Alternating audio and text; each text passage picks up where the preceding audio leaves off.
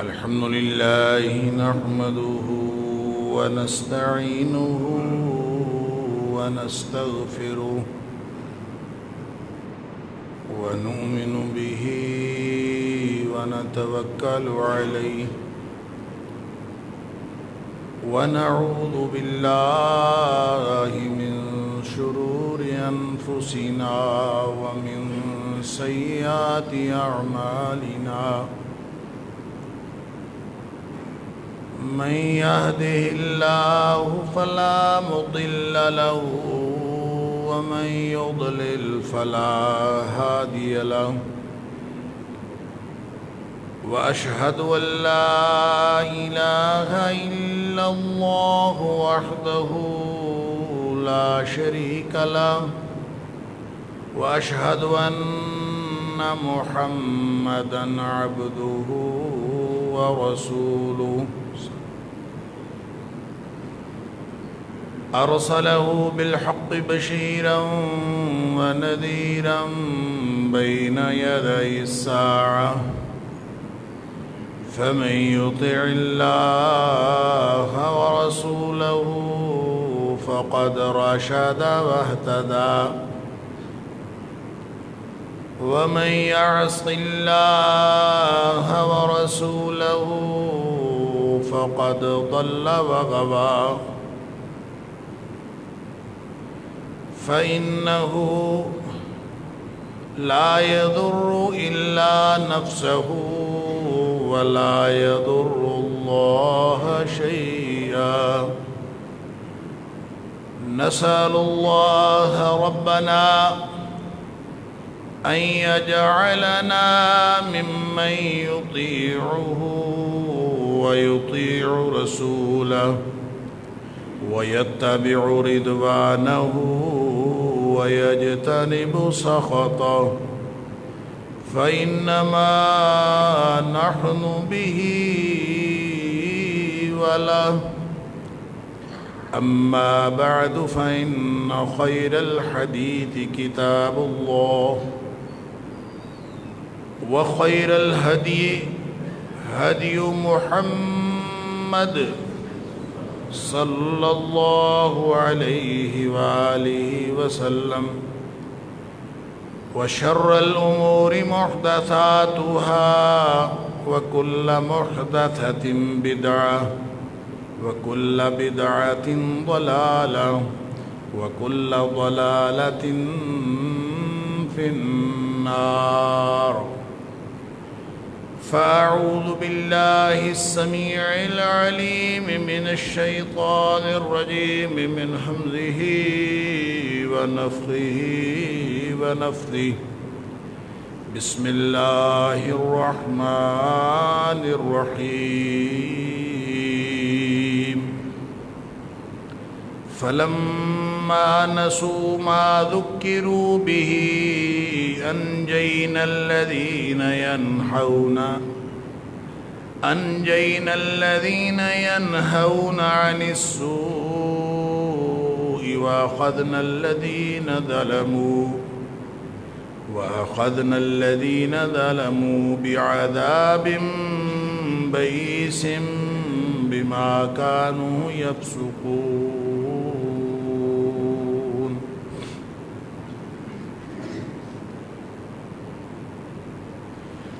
فلما عتوا عما نهوا عنه قلنا لهم كونوا قردة خاسئين اور جب انہوں نے اس نصیحت کو بھلا دیا جس کی ان کو نصیحت کی گئی تھی، اس بات کو انہوں نے بھلا دیا، انجینا الذین ینہون عن السوء، جو لوگ برائی سے منع کر رہے تھے ان کو تو ہم نے نجات دے دی، اور جو ظالم تھے ان کو ہم نے پکڑ لیا ایسے عذاب سے جو انتہائی سخت اور برا عذاب تھا، اور یہ اس وجہ سے پکڑا کہ یہ اطاعت سے نکلے ہوئے لوگ تھے، نافرمانیاں کرتے تھے، اور جب انہوں نے اس بات میں سرکشی کی جس بات سے ان کو منع کیا گیا تھا، تو پھر ہم نے کہہ دیا ان کو کہ تم سارے پھٹکارے ہوئے بندر بن جاؤ۔ صدق اللہ العظیم۔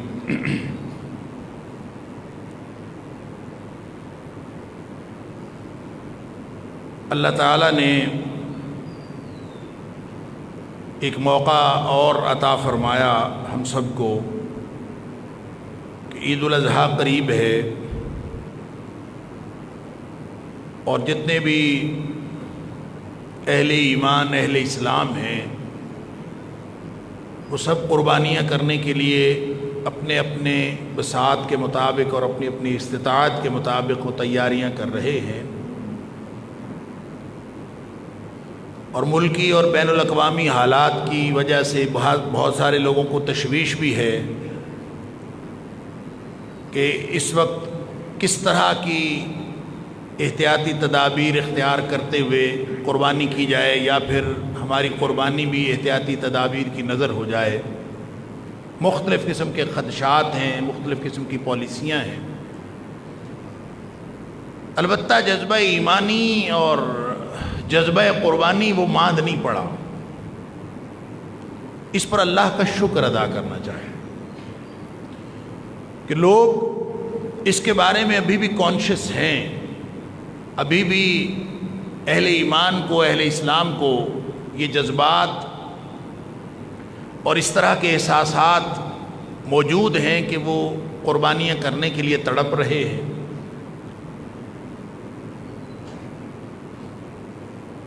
لیکن یہ جو قربانی ہم کرتے ہیں اور ہر سال اللہ کا شکر ہے کرتے ہیں، اس قربانی کو کرتے ہوئے یا کرتے وقت یا اس جذبہ ایمانی یا جذبہ اسلام جس کے تحت ہم قربانی کرتے ہیں، کبھی ہم نے اس کو بھی کھنگالا ہے؟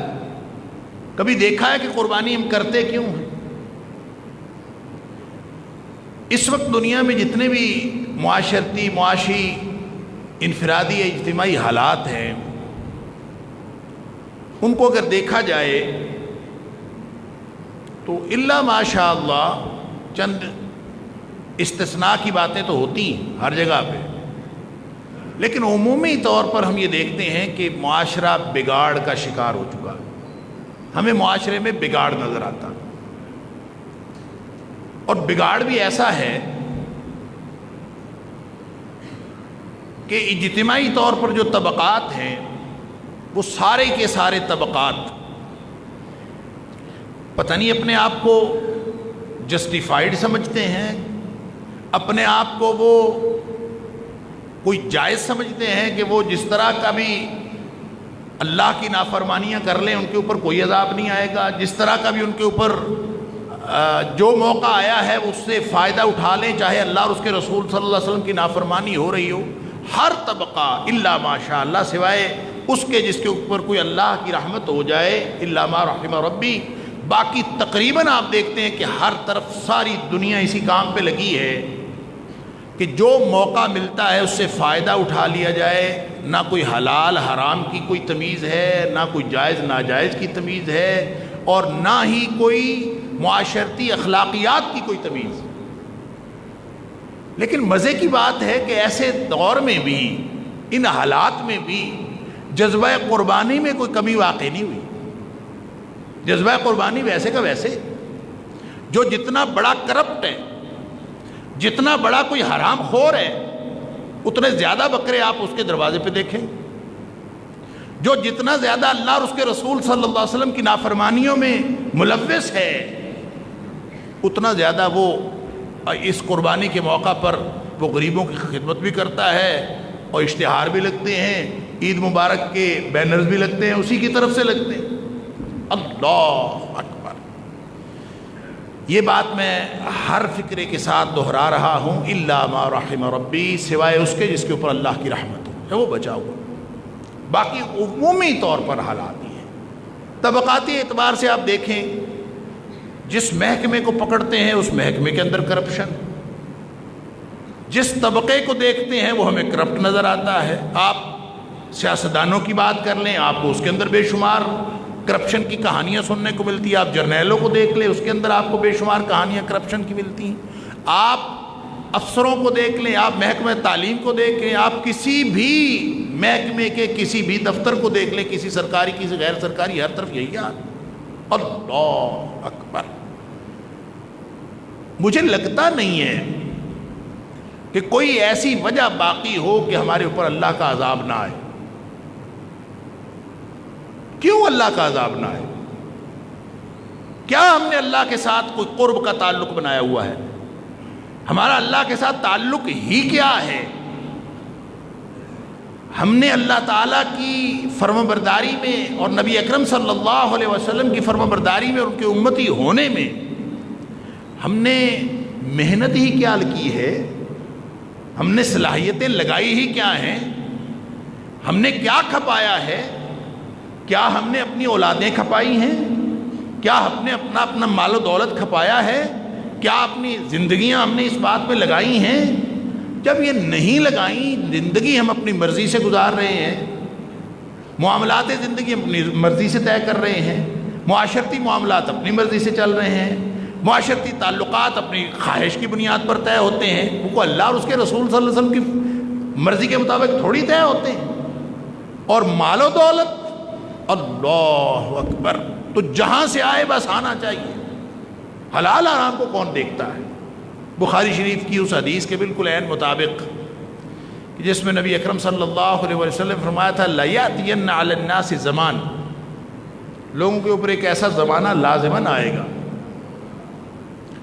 کہ لا یبال المرء، آدمی اس بات کی پرواہ نہیں کرے گا کہ جو آ رہا ہے ما اخذ منہ امن الحلال ام من الحرام، جو آ رہا ہے آنا چاہیے وہ حلال سے آ رہا ہے کہ حرام سے آ رہا ہے، اس کی کسی کو پرواہ نہیں۔ یہ بخاری شریف کی حدیث، یہ زمانہ آئے گا، مجھے تو لگتا ہے یہی زمانہ۔ کوئی شخص حلال حرام کی تمیز کون دیکھتا؟ اور اگر آج دیکھتا ہے، وہ بات بار بار میں وہی بات عرض کر رہا ہوں، الا ما رحم ربی، سوائے اس کے جس کے اوپر اللہ کی رحمت ہو جائے، اس کو اللہ تعالیٰ اس بات کا احساس عطا فرماتا۔ اب مسئلہ یہ ہے کہ ان حالات میں جب ہمیں انفرادی اور اجتماعی طور پر کوئی چیز درست نظر نہیں آتی، اصلاح کون کرے گا؟ اصلاح کا آغاز کہاں سے ہوگا؟ یا کوئی اصلاح کر رہا ہے یا اصلاح کی بات کر رہا ہے؟ حتیٰ کہ میں تو عرض کروں، میں مختلف طبقات کی بات کر رہا تھا، آپ طبقہ علماء کی بھی بات کر لیں، آپ دیندار طبقے کی بھی بات کر لیں، اللہ اکبر، بے شمار لوگ آپ کو ایسے نظر آئیں گے جس کے بارے میں قرآن کہتا ہے أَتَأْمُرُونَ النَّاسَ بِالْبِرِّ وَتَنْسَوْنَ أَنفُسَكُمْ وَأَنْتُمْ تَتْلُونَ الْكِتَابَ، کہ تم لوگوں کو نیکی کا حکم دیتے ہو اور اپنے آپ کو بھول جاتے ہو۔ لوگوں کو بتا دیا بس، گویا میرے لیے تو عمل کرنا نہیں ہے۔ اور پھر قرآن کی زبان میں ایک فقرہ علماء کرام کو ملا ہوا ہے، وَمَا عَلَيْنَا إِلَّا الْبَلَاغُ، ہمارے اوپر تو صرف پہنچا دینا ہے، ہم نے پہنچا دیا۔ ہمارے ایک دوست ازراہ تفنن کہا کرتے ہیں کہ علماء کے ذمے پہنچا دینا ہے، عمل کرنا نہیں ہے۔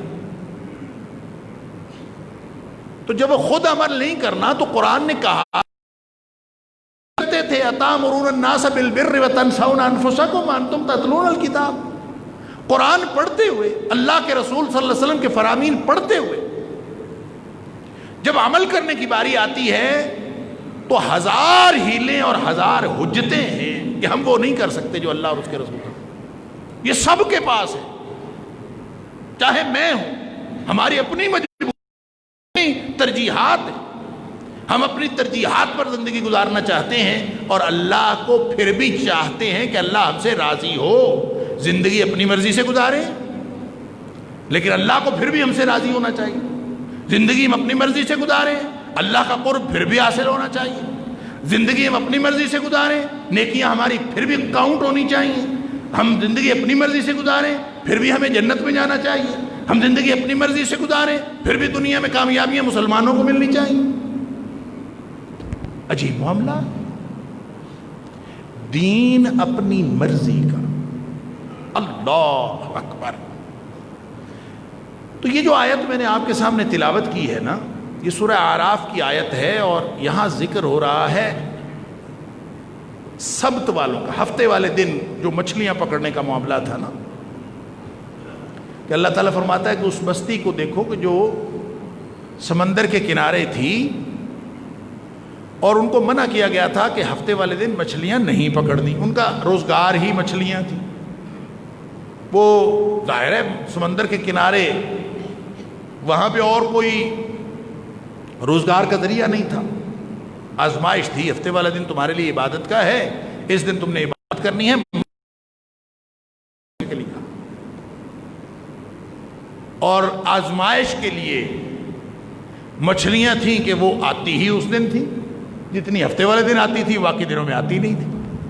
اللہ اکبر، روزگار کا واحد ذریعہ مچھلیاں ہوں اور صرف ہفتے والے دن آئیں زیادہ، باقی دنوں میں کم آئیں، تو ظاہر ہے پھر ٹیمپٹیشن تو ہوتی ہے۔ پھر انہوں نے وہی کیا جو ہر دور کا انسان کرتا ہے اور اپنے آپ کو اللہ کے عذاب کا مستحق قرار دیتا رہا ہے اور خود اپنے آپ کو اللہ کے عذاب کا مستحق بناتا رہا ہے، انہوں نے وہی کیا۔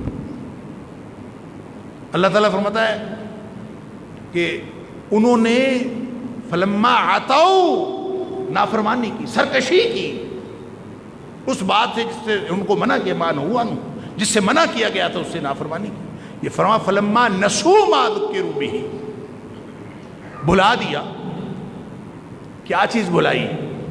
جو نصیحت کی گئی تھی، ما ذکروا، جس کی نصیحت کی گئی تھی وہ بھلا دیا، اس کے سامنے ڈٹے نہیں ہیں، بغاوت نہیں کی، طغیان نہیں ہے، سرکشی نہیں ہے، اٹھ کے کوئی نظام نہیں بنایا، اٹھ کے کوئی اس کے مقابلے میں کوئی نظام کھڑا نہیں کیا،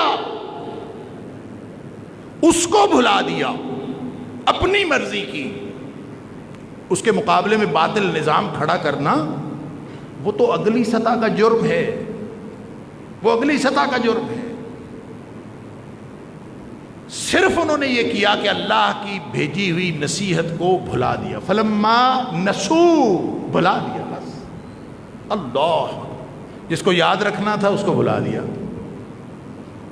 تو پھر اللہ تعالیٰ کا عذاب تو آنا تھا، پھر اللہ کا عذاب ان کے اوپر آیا۔ اللہ تعالیٰ فرماتا ہے وہ بچ گئے، فانجینا الذین، وہ بچ گئے ینہون عن السوء، اس تباہی میں، اس تباہی کے ماحول میں، نافرمانی کے ماحول میں، گناہ کے ماحول میں، اور اللہ اور اس کے رسولوں کی واضح تعلیمات کی خلاف ورزی کے ماحول میں بھی کچھ لوگ نجات پا گئے۔ کون؟ الذین ینہون عن السوء، وہ بچے جو کم از کم یہ کردار ادا کر رہے تھے کہ لوگوں کو کہہ رہے تھے کہ بچ جاؤ اللہ اور اس کے رسول صلی اللہ علیہ وسلم کی نافرمانی سے، جو یہ کردار ادا کر رہے تھے وہ بچ گئے، باقی تو سارے رگڑے گئے۔ اللہ اکبر، یعنی اس کا مطلب یہ ہوا کہ جب حالات ایسے ہوں تو ایک ہی طریقہ ہے بچنے کا۔ دیکھیں، اللہ نے تو نصیحت بھیجی، اللہ تعالیٰ نے ہدایات بھیجی، اللہ تعالیٰ نے اپنی تعلیمات اپنے نبی کے ذریعے بھیجی۔ فَإِمَّا يَأْتِيَنَّكُم مِّنِّي هُدًى، جب میری طرف سے کوئی ہدایت آئے، فَمَن تَبِعَ هُدَايَ، اس کے پیچھے چلنا ہے، اس کو بھلانا نہیں ہے۔ فَمَن تَبِعَ هُدَايَ، میری ہدایت آ گئی، چاہے وہ انفرادی معاملہ تھا، چاہے وہ اجتماعی معاملہ تھا، چاہے وہ معاشرتی بات تھی، چاہے وہ کوئی مال و دولت حاصل کرنے کا معاملہ تھا، فمن تابع ہدایا، جو میری ہدایت کے پیچھے چلا، اس کے لیے فرمایا لا خوف علیہم ولا هم یحزنون، ان کے لیے نہ کوئی آنے والی زندگی میں خوف و خطرہ خدشہ ہے اور نہ ہی گزرے ہوئی کسی بات کا غم ہوگا۔ اللہ اکبر، اللہ تعالی ہم سب کو ان میں بنائے۔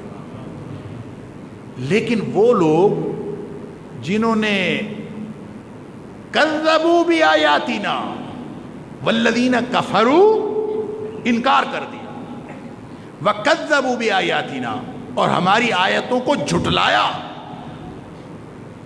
وہ تو پھر جہنم میں جائیں گے، اولئک اصحاب النار ہم فیہا خالدون، وہ جہنم میں جائیں گے۔ دو ہی طریقے ہیں، اب تعلیمات تو موجود ہیں، کیا میں اور آپ ہم سب زندگی میں جو کچھ بھی کر رہے ہیں، ہم جو جذبہ قربانی سے سرشار ہیں، اور اگر جیسے میں نے پہلے عرض کیا کہ موجودہ دور کے ملکی اور بین الاقوامی حالات کے تناظر میں کچھ احتیاطی تدابیر حکومت کی طرف سے آ جائیں اور ان احتیاطی تدابیر کو قربانی کے عمل کے اوپر بھی لاگو کر دیا جائے اور ہماری قربانیاں بھی متاثر ہونے کا خدشہ ہو، تو مسلمان اس کو قبول کرنے کے لیے تیار نہیں. کوئی اہل ایمان میں سے اس کو قبول کرنے کے لیے تیار نہیں. لیکن ہر وقت اللہ کی نافرمانی ہو رہی ہو، ہر وقت اللہ کے رسول صلی اللہ علیہ وسلم کی نافرمانی ہو رہی ہو، گھروں کا ماحول خالص اللہ اور اس کے رسول صلی اللہ علیہ وسلم کی مرضی کے خلاف، ہمارے اعمال کی بنیاد ہماری ترجیحات، اللہ ساری کی ساری. میں کس کی مثال دوں؟ یعنی آپ کسی چیز کو پکڑیں، مال و دولت تو بہت بڑی ٹیمپٹیشن ہوتی ہے، تو بہت بڑا مسئلہ ہوتا ہے. یہ گھروں میں ہم جو رشتہ داریاں کرتے ہیں، بچیوں کے رشتے کرتے ہیں، کس بنیاد پر ہوتے ہیں؟ چاہے دیندار طبقہ کا چاہے بے دین طبقہ، ذرا پوچھ کے تو دیکھیں. کسی نے یہ معیار بنایا ہوا ہے کہ وہ اتنا پڑھا لکھا ہونا چاہیے یا اتنی پڑھی لکھی ہونی چاہیے، فلاں ڈگری ہونی چاہیے، فلاں کچھ ہونا چاہیے، فلاں ہو یہ ہو، بولے ہر ایک نے اپنا معیار بنایا، لڑکیوں والے بھی اور لڑکوں والے. کبھی ہم سے پوچھ کے دیکھیں بنایا کہاں سے ہے، یہ کہاں سے لیا ہے؟ یہ اللہ تعالیٰ نے بتایا، اللہ کے رسول صلی اللہ علیہ وسلم نے بتایا؟ کہتے ہیں نہیں جی گنجائش تو ہوتی ہے نا، آپ اپنی مرضی سے دیکھ لیں. شریعت نے گنجائش دی ہے، شریعت نے گنجائش دی ہے، ترجیح بنانے کی اجازت نہیں دی. شریعت نبی پاک صلی اللہ علیہ وسلم کا واضح فرمان ہے کہ 4 وجوہات سے کسی خاتون سے نکاح کیا جاتا ہے: لحسبها ولنسبها ولمالها ولجمالها. اس کا حسب نسب دیکھا جاتا ہے، اس کا خاندان دیکھا جاتا ہے، اور پھر ساتھ اس کا جو خوبصورتی دیکھی جاتی، اس کا مال و دولت دیکھی جاتی. تو فرمایا کہ وَلِدِينِهَا، ایک چیز اور دیکھی جاتی ہے، وہ ہے دین. اور پھر آپ نے فرمایا فَاظْفَرْ بِذَاتِ الدِّينِ تَرِبَتْ يَدَاكَ، تیرے ہاتھ خاک آلود ہوں، دین والی کے ساتھ کامیابی حاصل کر. کامیابی پہلی ترجیح دین کو بنانے میں ہے. اور اس سے خطرناک وہ دوسری حدیث ہے جس میں نبی کریم صلی اللہ علیہ وسلم نے فرمایا گھر میں، ذرا اس کو آپ اپنے معاشرے کے اوپر منطبق کر کے دیکھیں کہ گھر میں کوئی رشتہ آیا، چاہے بچی کا ہے چاہے بچے کا ہے،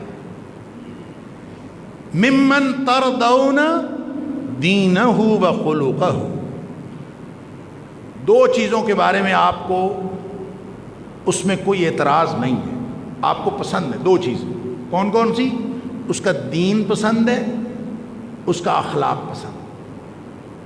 بس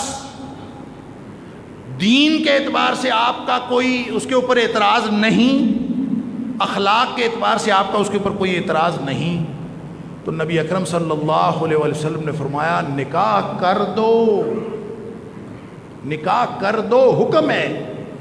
اور پھر فرمایا وَإِلَّا تَفْعَلُوهُ، اگر پھر بھی نہیں کرو گے نا، یعنی دین کے اعتبار سے بھی ٹھیک ہے، اخلاق کے اعتبار سے بھی ٹھیک ہے، لیکن جی ابھی تو برسر روزگار ہی نہیں ہوا، ابھی تو کرتا ہی کچھ نہیں، ابھی تو جناب ہماری بچی پڑھ رہی ہے، ابھی اس نے BA نہیں کیا، ابھی تو فلاں ہے. اللہ اکبر. نبی اکرم صلی اللہ علیہ وسلم کی اتنی بڑی تنبیہ ہے، فرمایا الا تفعلوا، اگر نہیں کرو گے نا تکن فتنۃ فی الارض وفساد عریض، زمین میں فتنہ پھیل جائے گا اور بہت بڑا فساد پھیل جائے گا. اللہ اکبر.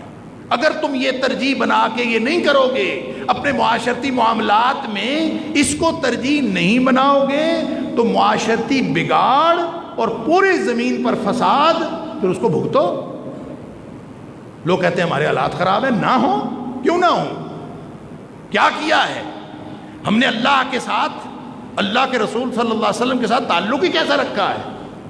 ہمارے حالات کیوں خراب نہ ہو؟ وجہ کیا ہے؟ ہم نے اللہ تعالیٰ کے ساتھ کس طرح کا تعلق ڈیولپ کیا ہے؟ کیا صرف اللہ ایک ماننے کے لیے ہے؟ اس کی نہیں ماننی، اس کو ماننا ہے۔ نبی اکرم صلی اللہ علیہ وسلم کو تسلیم کرنا ہے، ان کی کوئی بات تسلیم نہیں کرنی۔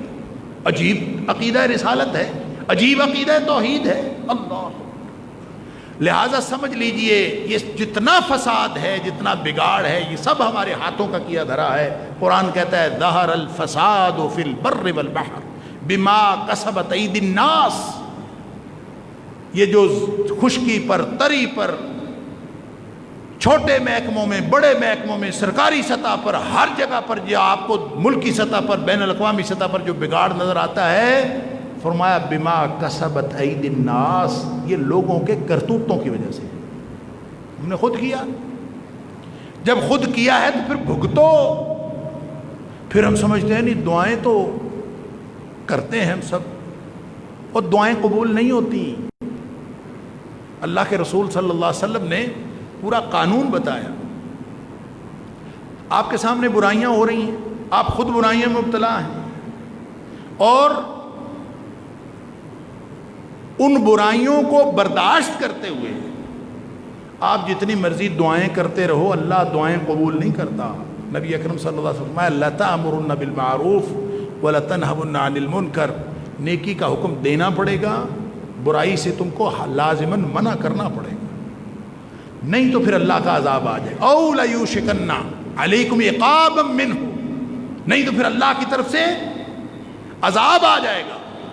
اور اللہ کی طرف سے جب عذاب آ گیا ثم تدعونہ، پھر تم اس کو دعائیں کرو گے، فلا یستجاب لکم، کوئی تمہاری دعا قبول نہیں کرے گا، دعائیں قبول ہونا بند ہو جاتی۔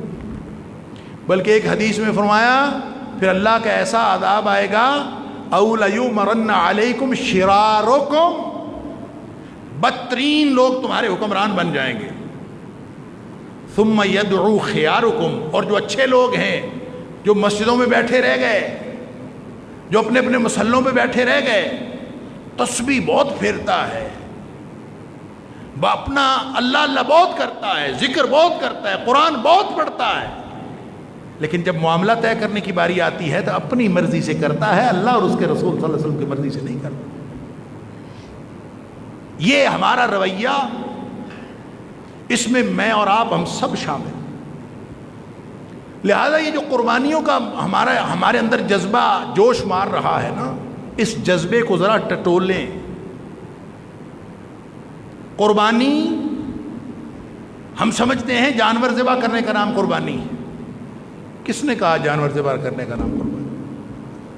جانور ذبح کرنے کا نام تو اضحیہ ہے۔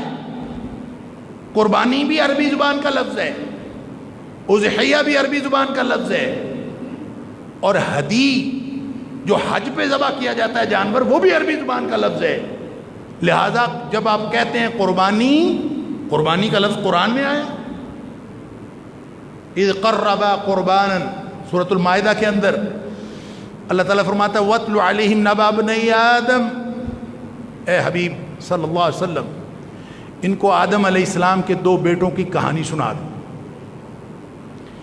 کیا کہانی؟ اذ قربا قربانا، جب دونوں نے قربانی کی تو ایک فتقبل من احدهما ولم يتقبل من الاخر، ایک کی قربانی قبول ہوئی، دوسرے کی قربانی قبول نہیں ہوئی۔ کی دونوں نے تھی، کی دونوں نے تھی، ایک کی قبول ہوئی، ایک کی قبول نہیں ہوئی۔ اور وہ کیا قربانی کی تھی؟ ویسے تو وہ کوئی کسی صحیح حدیث کے اندر نہیں ہے کہ قربانی کی کیفیت کیا تھی، یہ بھی معلوم نہیں ہے کہ وہ قربانی کس شکل میں کی گئی اور کس وجہ سے کی گئی۔ بہرحال اللہ کا حکم ہوا کہ قربانی کرو، اور انہوں نے قربانی کی۔ البتہ اسرائیلی روایات میں بہت ساری کیفیات موجود ہیں، جس کا خلاصہ یہ ہے جو مفسرین نے لکھا ہے کہ اس دور میں ویسے تو یہ قربانی کا طریقہ اور ہوتا تھا، وہ یہ تھا کہ جس شخص نے کوئی چیز قربان کرنی ہوتی تھی وہ ایک قربان گاہ پر لا کے رکھ دیتا تھا. ایک جگہ بنی ہوتی تھی جس کا نام تھا قربان گاہ. تو قربان گاہ پہ لا کے رکھ دیتے تھے. آسمان سے آگ آتی تھی اور وہ آ کے اس قربان کی ہوئی چیز کے اوپر پڑتی تھی آگ. پھر وہ آگ واپس آسمان کو چلی جاتی. جس کی قربانی قبول ہو جاتی اس کو وہ آگ بھسم کر کے چلی جاتی، ختم ہو جاتی وہ چیز.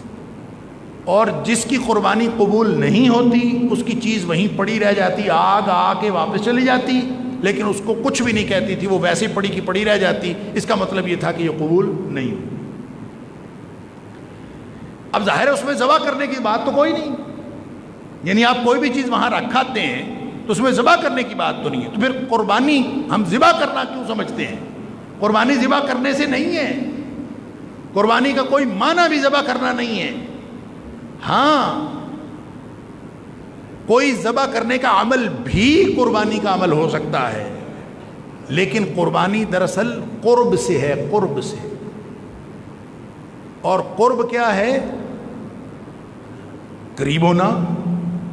اور اہل لغت نے لکھا ہے کہ قربانی سے مراد ہر وہ چیز ہے ما یتقرب به الی اللہ عز وجل، ہر وہ چیز جس کے ذریعے سے اللہ کا قرب حاصل کرنے کی کوشش کی جائے وہ قربانی ہے. لہذا قربانی ضروری نہیں کسی چیز کو ذبح کرنا، ضروری نہیں ہے کوئی چیز کسی کو دینا.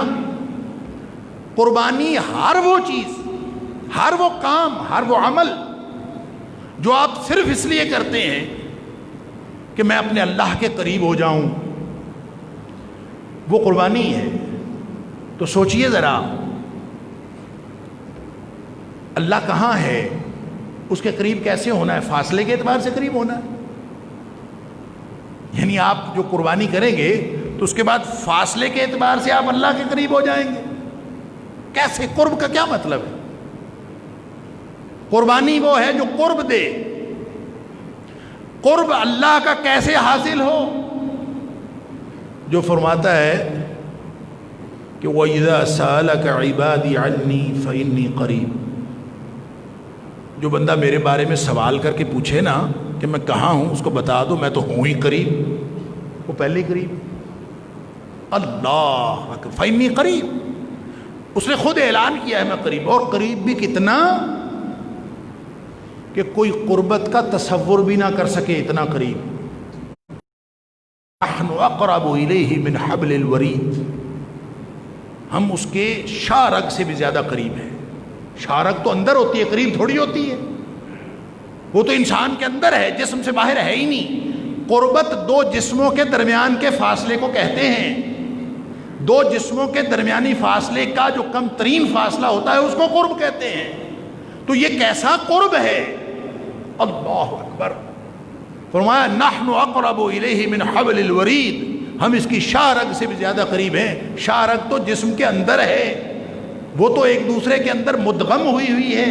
جب اللہ اس سے بھی زیادہ قریب ہے تو اس کا مطلب ہے اللہ کی ذات اپنے علم کے اعتبار سے، اپنی قدرت کے اعتبار سے ہمارے وجود کے بھی اندر ہے. اپنی ذات کے اعتبار سے وہ عرش پر ہے. الرحمن علی العرش استوى، عرش پر مستوی. لیکن اپنی علم اور قدرت کی وجہ سے، کے اعتبار سے اللہ تعالیٰ ہر جگہ پہ موجود اور اتنا قریب ہے. تو پھر قرب حاصل کیسے کرنا ہے؟ قربانی کا کیا مطلب ہوا پھر؟ جو پہلے ہی اتنا قریب ہے، فاصلہ تو ہے ہی کوئی نہیں. فاصلہ ہو تو آپ کو چیخ چیخ کر، آپ کو لاؤڈ سپیکر پر اس کو بلانا پڑے. فاصلہ ہو تو آپ کو ٹیلی فون کرنا پڑے. فاصلہ ہو تو آپ کو وہ ذرائع استعمال کرنے پڑے جو فاصلوں کو سمیٹ دیتے ہیں، فاصلوں کو قریب کر دیتے ہیں. جو دل کی بات بھی جانتا ہے انہ علیم بذات الصدور، وہاں اس تک تو پہنچنے کے لیے فاصلہ ہے ہی کوئی نہیں، وہ تو اندر ہے. آپ زبان سے بات نہ نکالیں، صرف دل میں سوچیں تو بھی وہ ساتھ ہے. نبی اکرم صلی اللہ علیہ وسلم فرماتے ہیں، اللہ فرماتا ہے، حدیث قدسی ہے کہ انا مع عبدی اذا ذکرنی، میرا بندہ جب میرا ذکر کرتا ہے نا تو میں اپنے بندے کے ساتھ ہوتا ہوں. وَتَحَرَّكَتْ بِي شَفَتَا، اس کے جب دونوں ہونٹ ہل رہے ہوتے ہیں نا میرے ذکر میں، اس وقت میں اس کے بالکل ساتھ ہوتا ہوں. اللہ اکبر. یوں ہونٹ ہل رہے ہیں، اللہ ساتھ. دل میں خیال آ رہا ہے، اللہ ساتھ ہے. اللہ کا قرب تو ہر وقت حاصل ہے، تو پھر وہ کیا چیز ہے جو قربانی کے ذریعے سے حاصل کرنی ہے؟ اللہ اکبر. وہ کون سا قرب ہے جو قربانی کرنے سے حاصل ہوتا ہے؟ اذ قربا قربانا، قرآن نے کہا آدم علیہ السلام کے دو بیٹوں کی کہانی سنائیے. ایک کی قربانی قبول ہوئی. کوئی ایسی شرط ہے، کوئی ایسی بات ہے، کوئی ایسا اس کے اندر پری ریکوزٹ ہے جو ایک پورا کرتا ہے دوسرا پورا نہیں کرتا، اس لیے ایک کی قبول ہوئی دوسرے کی نہیں ہوئی. اللہ اکبر. اس کی کچھ تفصیل وہاں پہ ہے کہ جب اس کی قبول نہیں ہو تو لڑ پڑا اس سے، تیری کیوں قبول ہوئی؟ اور کہا قال انی اقتلک، میں تجھے قتل کر دوں. تو اس نے کہا اچھا تو نے مجھے قتل کرنا ہے تو کر دو، میں نے تو کوئی نہیں کرنا. بلکہ اس نے کہا لئن بسطت یدی الیک، لئن بسطت الی یدک الی، اگر تو میری طرف اپنا ہاتھ بڑھائے گا، لتقتلنی، کہ تو مجھے قتل کر دے، ما انا بباسط یدی الیک لاقتلک، میں تجھے قتل کرنے کے لیے تیری طرف ہاتھ نہیں بڑھاؤں گا. تو نے قتل کرنا کر دے، میں نے کوئی نہیں کرنا. کیوں نہیں کرنا؟ اس لیے نہیں کرنا انی اخاف اللہ رب العالمین، مجھے اللہ کا ڈر ہے، رب العالمین کا خوف ہے، اس لیے میں نے یہ نہیں کرنا. لہذا سچا بھی، قربانی بھی قبول ہوئی، لیکن اس اللہ کے ڈر سے جس کے قرب کے لیے قربانی کی ہے، اس کو تو موج چڑھ جانی چاہیے تھی، اس کو تو اس کی سرشاری میں ڈوب جانا چاہیے تھا کہ میری قربانی قبول ہو گئی، میں اللہ والا ہو گیا، اب تو میں تیری ایسی کی تیسی کر دوں گا. ہمارے یہاں پہ ہم نے تو نماز پڑھ لے تو بے نمازی کو ہم جینے نہیں دیتے،